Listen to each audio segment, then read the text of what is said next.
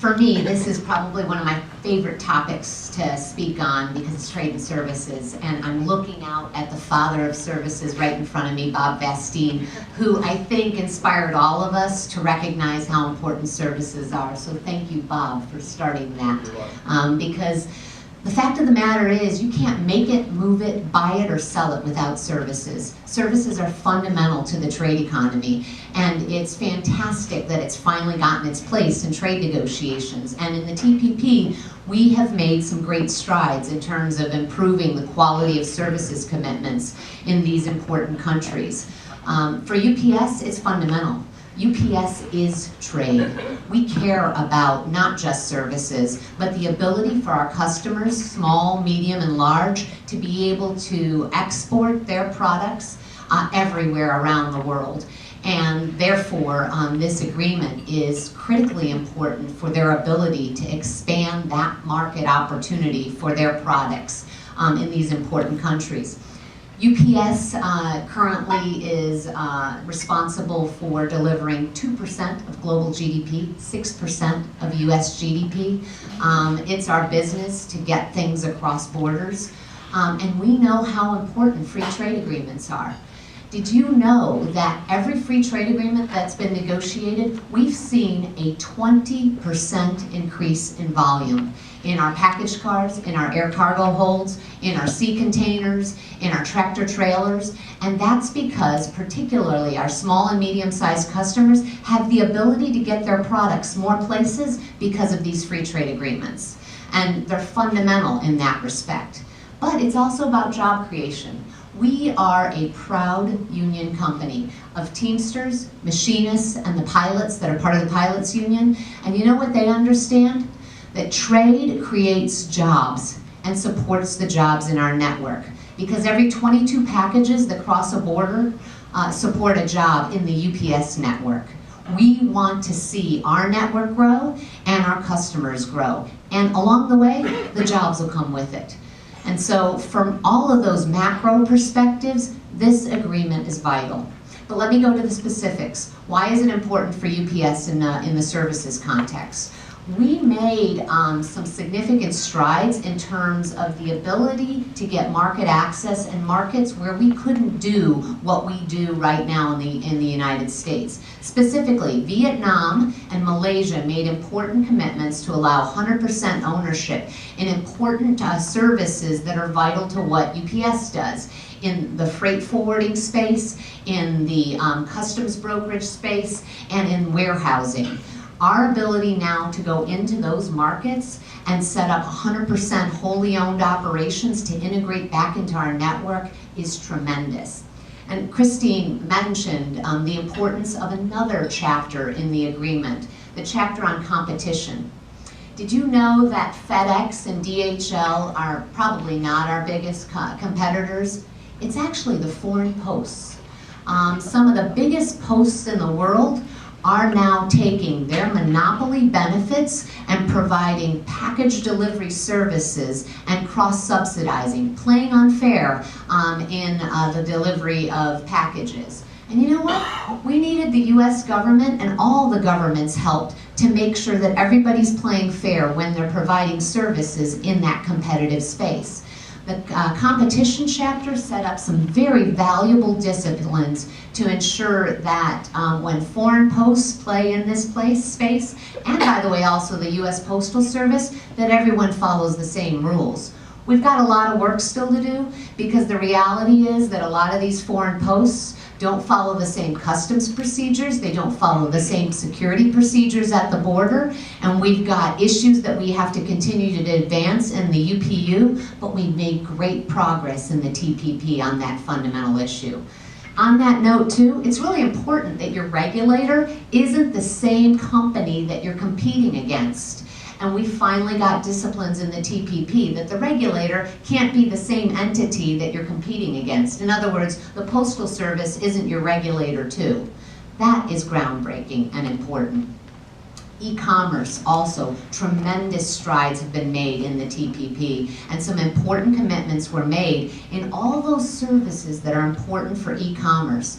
If UPS looks at its growth, It's all coming from e-commerce. It's all coming from those small and medium-sized companies that are reaching those 95% of the consumers that live outside the United States, reaching them through the internet and saying, I've got this fabulous new product I want to sell you, and by the way, we're going to be able to deliver it to you. It's because of those e-commerce disciplines.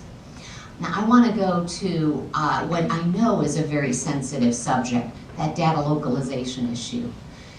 That issue is fundamental to all trade. It is the 21st century issue that we should all care about. We should be all standing with financial services and saying any data localization requirement is unacceptable. Because we can negotiate all of these commitments, but if data stops at the border, we've just killed a lot of the trade liberalization that has occurred. For UPS, you may think of us as a logistics company, but we're actually a data company. Data goes before any package that's sent. Data goes after any package that's sent.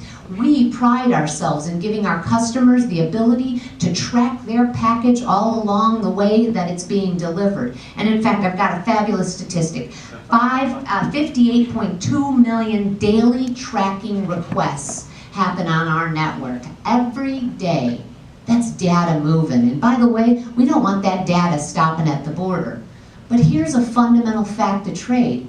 You want to get paid, right? Financial services needs that same commitment. And the gentleman from Cato, you pointed out a fabulous point. Now, I would agree that we can't reopen this agreement. It takes a lot of balancing to reach an agreement between all those countries. And I get that. I served as a U.S. trade negotiator. I did the WTO Financial Services Basic Telecom negotiations. And let me tell you, reaching a comprehensive, fabulous agreement among a variety of parties takes a lot of compromise and balancing. But there has to be a way to address this issue. And it starts right here at home. And I think that there are very creative ways that this issue can be addressed. Maybe on the margins of the TPP. There's a fantastic trade and services agreement that's being negotiated with many, I think maybe all of these parties that are included in it. We have to find a way. This is a 21st century issue that needs to be solved now, not kicked down the road. Last but not least, and it's an issue that, you know, a lot of people don't recognize how fundamental it is to trade. It's customs.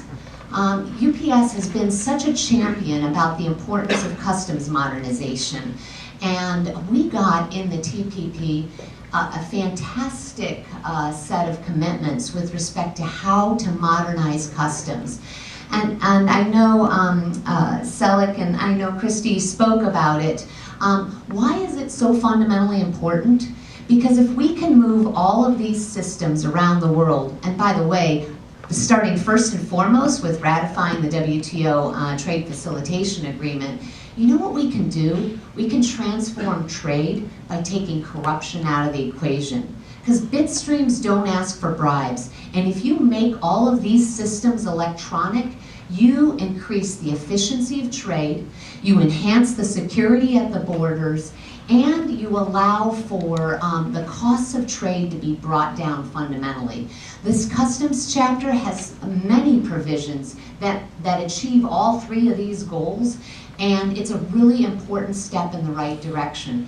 Because just like the financial services issue, if it stops at the border and customs holds everything up, you've lost a lot of the benefits of trade and this trade agreement. And so kudos to this administration for having reached such a high standard customs agreement. I'll close by saying UPS is going to be very aggressively out there advocating in support of this agreement. We cannot let this historic agreement not get passed by the end of this year. I have been out speaking publicly about the fact that I get presidential politics and it's easy to make trade the boogeyman. But the reality is, the solution is in trade. And we need to be advocating for the United States of America getting back in the trading game and leading with those high standards that have been concluded in this agreement and making sure that it passes. Because this should be the first step in a series of other agreements that we negotiate going forward, with the Transatlantic Trade and Investment Partnership Agreement and the TISA being next in line. We have to say that we demand the political will to raise the standards of trade, because that's where the solutions for economic growth for everyone are going to come. So thank you.